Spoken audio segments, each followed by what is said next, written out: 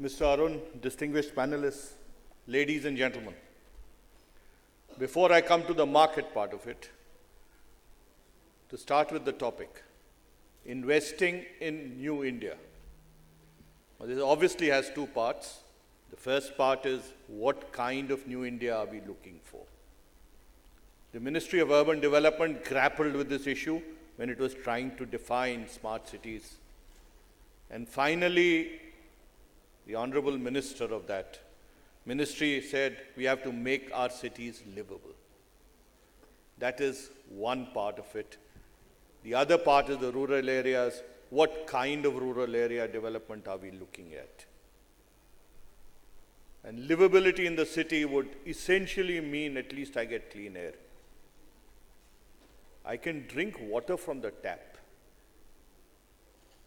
There is some kind of public transport. It can't exist on the kind of e-rickshaws which are connecting metros and doing the last mile connectivity.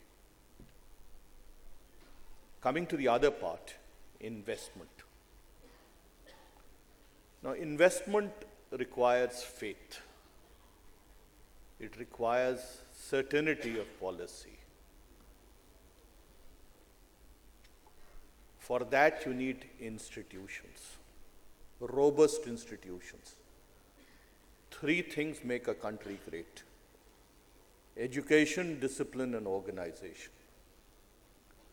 Now, are we going to build these institutions?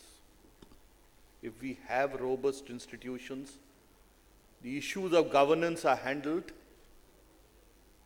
We don't have a situation where you have power plants running at a load factor of 55 to 60, and I still have to use diesel generating sets in Noida.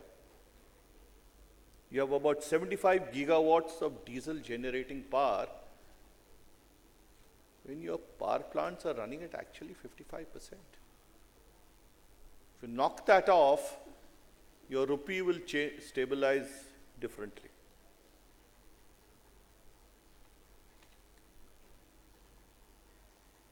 Coming to the investment part of it, the most essential thing is factor reforms. We've not seen too much of factor reforms in the market, whether it is land or labor, or let's look at capital. The IBC is a game changer. It will bring about a different credit culture. For the first time, promoters are scared and they've seen evidence of losing control of their companies. The issue of funding. There is an asset-liability mismatch. There were development financial institutions to start with. Then we relied on bank financing. But typically, you need long-term financing for this. How do we go about developing a robust bond market? The efforts have not really succeeded. The problem there is, are people willing to take the risk, the long-term risk? You have real estate investment trusts. REITs haven't taken off. The infrastructure investment trusts have started. I think there's 6 of them now. But we need to put all this in place. The issue to address is, if you want to raise money for long-term financing, debt financing, you need a robust bond market. The role of stock exchanges. On the 1st of October, there are going to be universal exchanges.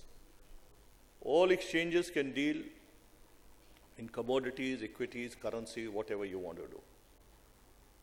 But to what extent can stock exchanges help in raising equity?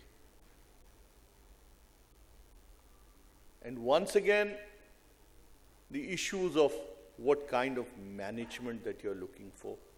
That's the most critical thing. There's a lot of talk about siphoning off of funds. The promoters take out their money. Many years ago in an IIM, I was told that the payback period for a promoter in India is typically a 1 year. So what kind of management are we looking at? But critically, underlying all this are robust institutions and governance issues. Thank you.